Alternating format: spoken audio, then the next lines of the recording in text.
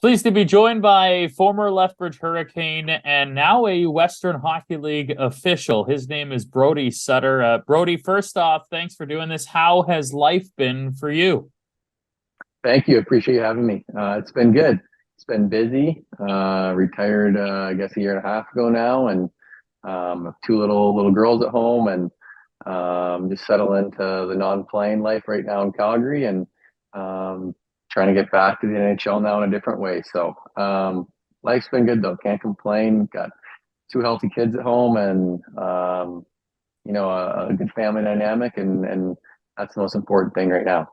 We'll talk about the family. We'll talk about your pro career and junior career, but what's it like being a dad? Because I feel like that's a whole different learning experience. It's the best. Anyone that's done it before or doing it now knows it's exhausting and it never stops. But you wouldn't trade it for the world. So I'm super fortunate that, like I said, I have two healthy and happy kids, and at the end of the day, that's all that really matters. Two more to the Sutter clan, a clan that is, of course, well known in the hockey circles. So for Brody, growing up as Dwayne's son and the nephew of Brian and Rich and Ron and Brent and Daryl, what was it like being a Sutter in hockey? It was just normal for me, right? Like you grow up and that's all you know. So for me, it was just who I was. It was I grew up around the game, obviously, and I was fortunate that I had people I could lean on, whether it was about hockey or anything, right? So I was just all I know is being a Sutter. So for me, it's just normal and it's everyday life, and just very fortunate with the career that I had that I had people I could lean on at all times, and I could hear different perspectives, and you could call three of them about the same situation. You're going to get three different answers, but then it all comes back to working hard, being a good person, and letting the rest take care of itself. Was there more pressure being a Sutter in hockey, or is that maybe just something people think of from the outside because of the success the family's had over the years? Uh, yes and no. I mean, more pressure. Yeah, people recognize the last name right away, and they're watching you, maybe focusing their attention on you a little bit. They recognize the name, like I said, but for me, like the pressure comes from what you put on yourself, right? Like I want to be an NHL player. I want to be a pro hockey player since I could walk. So the pressure was put on by myself, trying to get better every day, whether it was when I was a little kid or whether it was when I was in junior in Lethbridge or playing pro. So it was the pressure itself was self manufactured, and the last name just kind of maybe draws a little more attention, but at the end of the day, that's all it does. Well, let's talk about your time in Lethbridge, parts of 4 seasons with the Hurricanes after a brief stint at the start with the Saskatoon Blades. So, when you became a Hurricane, knowing the history of the Sutter clan in Lethbridge, what was that experience like to come to Lethbridge and continue that kind of legacy moving forward? It was great. Obviously, like the first initial reaction getting traded when you're a 17-year-old kid is shock, and you're just kind of getting on the phone with your parents and trying to figure out your life and what the next step is, and all that stuff. But once I settled in there, I had the best billets I ever could have asked for. I lived with the Tate family, and super fortunate that I was with them my whole time there. And going from 7.5, 8 hours away from home, being in Saskatoon, to 2 hours down the road from Calgary, couldn't beat it. And I loved my time in Lethbridge, and obviously I knew there's a history there with my family, but like I said in the last question you asked, it's to me it's just my last name. It's my life. It is what it is. I was my own player, tried to be my own person, and the last name is just the last name. So yeah, I didn't really feel like I had anything to live up to getting there. It was play the game the right way, and try to get better every day. What do you remember about your time in Lethbridge, the 4 seasons? I remember the rink renovations that was going on right at that time, and every year we were told the new dressing room's coming, and finally we got I think a month or two into my 20-year-old year. So got there kind of right at the end of the Zach Boychuk era, and Colton Seaver and Carter Banks and Dwight King and those guys. Lucas Spiza, Ben Wright was my captain when I got traded there. So kind of got through the tail end of that, and I remember losing the playoffs my rookie year. And then it was kind of a rebuild. So the younger guy, it's frustrating losing, but you're getting an opportunity and you're playing a lot. So it's kind of like not the worst thing in the world, when you're trying to develop and get ice time, but at the same time, it gets frustrating. And just, you remember the bus trips, right? You remember the guys you played with, still talk to quite a few of them, and the memories you make. And everyone tells you when you're in junior, it's the best time of your life. And you don't really realize it, right? You're trying you want to be a pro, you want to take that next step. And then once you're a pro, you look back and you're like, man, it was easy, right? You're playing junior hockey, you have great billets, you don't have any bills to worry about. You show up at the rink and practice and go home and play video games and hang out with your buddies, right? You don't have real life stuff to worry about. So nothing but good memories from Lethbridge, and still to this day, like the best time of my life. You were drafted by the Carolina Hurricanes in the 7th round. How did playing junior hockey in the Western Hockey League prepare you for what pro hockey was all about? It's just the schedule, right? You're playing back then. We had 72 game seasons in the Western League. Jump into the American League, you're playing 76, so it's basically the same. The bus rides, you understand how to get off the bus, and you don't feel great, but you got to find a way to be effective that night. And that's the biggest thing when you're a young pro, is finding a way each night to make an impact. And I think the Western League and the CHL in general just prepare you for that. It's not the weekend schedules like they have in college and 4 or 5 practices a week. It's finding a way to be the best you can be each night in a game. And that's what it's like as a pro. So definitely prepared me in that sense. And living away from home, learning just be a man away from the rink. As you get older in the Western League, obviously you grow up a little bit, and you're shaped by the people you're around. And like I said, with my billets and the way they had me, doing stuff around the house, I was very lucky that I was taught a lot of valuable lessons on and off the ice in the Western League. You mentioned you were drafted by Carolina in 2011. What was that like when you knew that you had gotten drafted, and how did you find out? Were you at the draft? I know a lot of 7th rounders don't attend, but how did you find out, and what was the feeling like? It was obviously exciting. I wasn't there. I was actually out at my sister's farm, south of Brooks, and I was just falling online. Once you kind of get to like the 6th round, 7th round, there's a party that doesn't want to be taken, because then it's like, well, if I'm a free agent, then I got to pick my spot if I'm good enough. And if you're good enough, you'll have more than one team interested. But then once your name kind of comes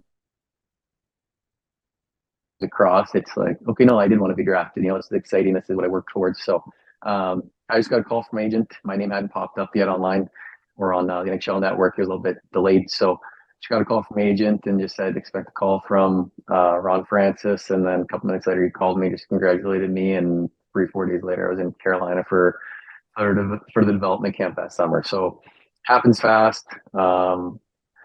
Didn't know what to expect, right? I was hurt that season starting the year. I got hurt at the Florida Panthers training camp the year before.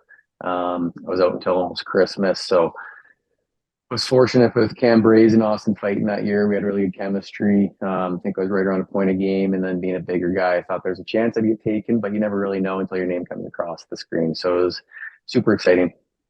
Brody Sutter is our guest, a former Lethbridge Hurricane, former pro hockey player, now a WHL official. We'll get to that portion in a few minutes. Not a lot of 7th round picks make it to the NHL. You were able to do that. 12 games in your career, along with a pretty good run in the American League. But I wrote it down. October 28th, 2014, Rogers Arena, Vancouver.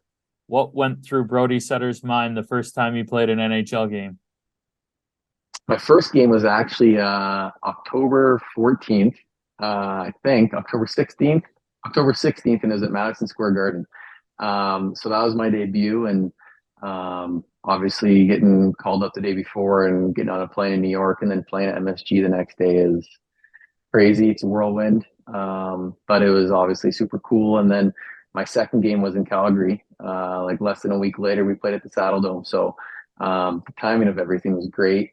Like I said, you go to MSG, the most famous arena in the world, and then you're in your hometown, and then you're in Hockey Night in Canada the next night playing in Edmonton. Then you have a couple of days off, and you're in Vancouver. So my first 4 games were like, couldn't have scripted it better, just as far as the locations and the situation.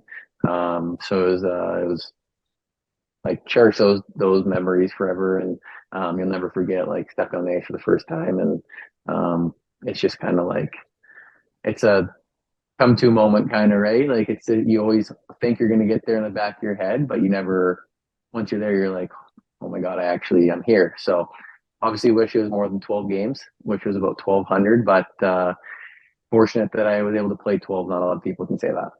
Got the dates mixed up. That's okay. That's all Calgary and Edmonton, for an Alberta guy, to play games in those markets, just how surreal was that? And do you remember how many friends and family you had at the games? Yeah, I remember my dad was working for the Flames at the time, so he was able to get like 30 tickets.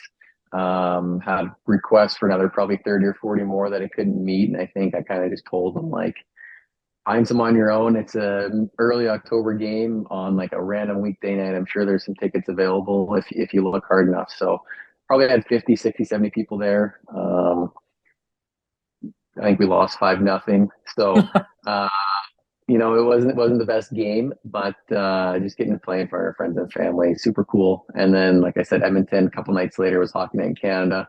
I think we lost like 4-1 that night too. If I remember correctly, Draisaitl scored his first NHL goal that night. So kind of cool, stepping back now and seeing how good of a player he is being there for that. And yeah, Hockey Night in Canada, right? Like who can beat that? So it was pretty cool.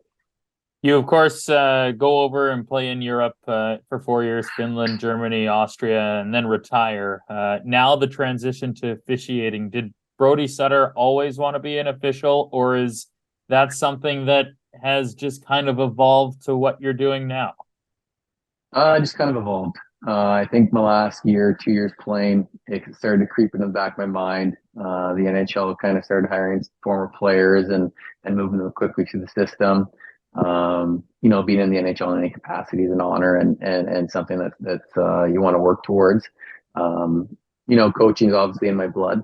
I do some skills stuff now. I have a couple NHL guys I work with, and then some other pro guys and Western League guys that do my skills stuff in the summer and work with teams during the winter. But the hours that like the assistant coaches and head coaches put in, having a young family at home just isn't appealing. So, I thought, how else can I stay involved, stay on the ice? And I met with Brad Meyer, who's a longtime NHL official, and he's based here in Calgary. And just listening to him talk about the lifestyle and how well those guys get treated, and being on the ice with the best players in the world again, it's something I'm trying to get back to. And hearing everyone talk about it that does, they just love it. So now that I'm doing it, I have the itch for it, and the competitive side of you comes out. You want to chase it, you want to keep improving, and like I said, it's a chance to stay involved and hopefully get back to the NHL one day, because that's where everyone that's involved in hockey wants to be.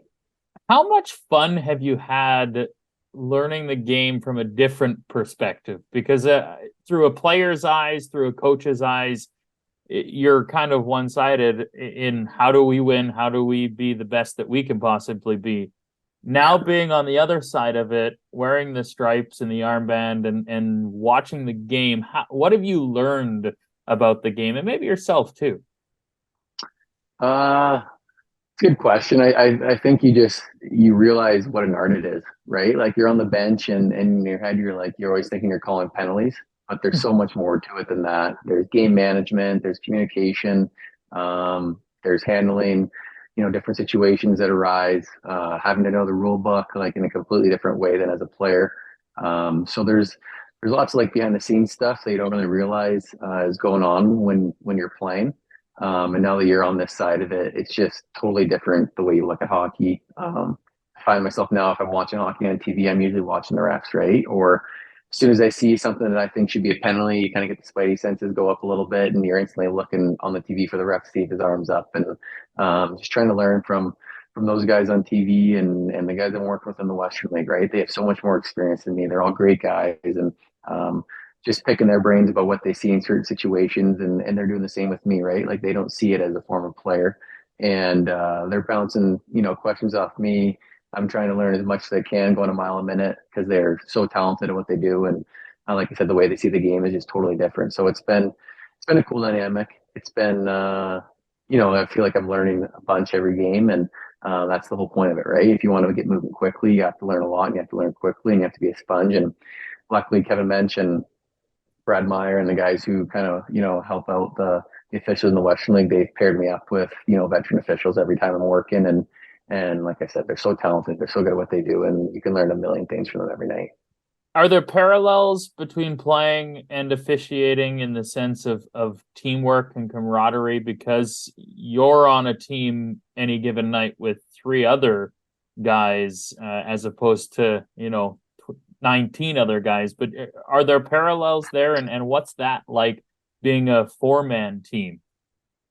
Yeah, there's definitely parallels. It's different in some ways too. The way that's similar would just be you're working together, right? Like if one of you guys has an off night, whether it's a linesman, whether it's your partner, whether it's yourself, it affects the whole crew, right? A linesman misses a couple icing calls, offsides. Now the players are fired up, right? So now they're playing a little harder. Things get chippier. There's more chirping. They're yelling at the refs more, right? So then you have to bring the temperature down. So whether you're a linesman, ref, you have to bring it every night. And if one guy's not having a good night, it can affect the whole team. The way it's different is you're working with different guys every night, right? Like you'll have games with the same crew here and there, but for the most part, every night you're working, it's different guys. So learn guys' tendencies and what guys kind of call more penalties, what guys call less, and trying to work together and figure out what's going to be best for the game that night is a challenge, but it's fun. And yeah, there's a lot of similarities working in a team. That's another thing that's appealing. Being a former player is working with a team and being in a team environment and trying to bring out the best in your teammates and they're bringing out the best in you. You mentioned the expression earlier, game management. Do you draw on your playing career and being a player when considering game management as a referee now? Yeah, I think that helps me out a lot. I think the other thing that's big for me is just communication, right? Like I know what's going through guys' heads. Now that I've done Lethbridge now a couple of games, like the guys kind of know who I am. I understand I played. When I don't put my arm up necessarily on something they think's a penalty, they're not just yelling at me, right? They're finding a whistle coming up. Hey, what'd you see there? And they listen to what I say, and they're not being disrespectful about it. Definitely, like I think that helps me out. And with the game management, it's just it's sometimes the best call you can make is not putting your arm up, right? There's time and a place to call that 50-50 penalty, and you don't want the game to be about you. You want the guys to decide it, the players. And the best night as an official is when you're skating off the ice at the end of the game and no one noticed you, right? You didn't make any mistakes. You didn't give anyone an advantage, and you can go back to the dressing room and feel proud that you helped the game out that night. And every team had a fair shake, and there was no advantages one way or the other. Couple more with Brody Sutter now, WHL official Hurricanes alumni. You mentioned that you were able to get to the NMAX Center a couple of weeks ago and don the stripes, number 74. So what was that night like the first time back in a significantly different capacity? It was cool. It was first time I've been there since skating off the ice as a 20-year-old. So I can still go back to Lethbridge quite a bit. I have more friends in Lethbridge, Calgary. I love Lethbridge. Lethbridge honestly feels like home to me still today. It's nostalgic, walking in the building or even driving into the city. I could get there from Calgary with my eyes closed, right? I've done that drive so many times. So, being back with a different jersey on was different and unique. And, if you would have told me when I was 20 skating off the ice for the last time when I'd be back there, what jersey I'd be wearing, I would have laughed at you and told you there's no chance. But, life's funny. And as you get older, you realize how you want to stay involved in the game. And sometimes it's not the way you think it's going to be, but it's everything happens for a reason. So it was a great experience. As a hockey player growing up, every guy has idols, players they look up to, players and people that they choose to take advice from. As now a referee, are there guys that you look up to? I know the couple of names that come to mind for people at this level in terms of players, referees who are former players. Wes McCauley, maybe one of the more well-known referees at the NHL level. Chris Schlenker, former Prince Albert Raider, who's now in the show. Are there guys that you look up to in that capacity now on this side of the game of hockey? Yeah, there's a ton of guys. First off, the guys I'm working with every night in the Western League, right? Like they've been so good to me. I don't have a lot of experience in the ref world, so for them to come in and treat me the way they have and try to help me and not look at me and just kind of be like, oh, here's another former player, just thinking our job's easy. they know that I know how difficult of a job it is. And, everyone I've worked with in the Western League's been great. And then when you're watching the NHL, Carter Sandlock, he's in his first year in the NHL. I played with him in Charlotte. He's a guy that I talk to all the time. I'm sending him clips of my games. Hey, what'd you see here? What can I do differently in this situation? And then, like I said, Brad Meyer, he's the first guy I met with about this, and he's been super helpful and had a big impact. Tom Cowell, he's been the same way. And then Chris Schlenker, right? You mentioned his name. He gave me so much advice. He was willing to come out and skate with me, the first year before I started it that summer, just doing some stuff, some rough type drills, just as far as like movement and positioning and talking over scenarios on the ice. So those guys are so busy in the winter, and for him to take a couple hours out of his day, on more than one occasion to come skate with me in the summer when he should be spending time with his family, those are things you don't forget, and those are the guys that you want to repay and make sure that you know how much you appreciate them. Well, 12 games as a player in the National Hockey League, and certain that there will be more than that as a referee, probably sooner than later. Brody, keep up the great work and appreciate you having a chat with us today. Thanks for having me. Appreciate it. Hopefully that comes true, but we got a lot of work to do before that. All right, there he is. Brody Sutter, a former Lethbridge Hurricane, former Carolina Hurricane, now a referee in the Western Hockey League.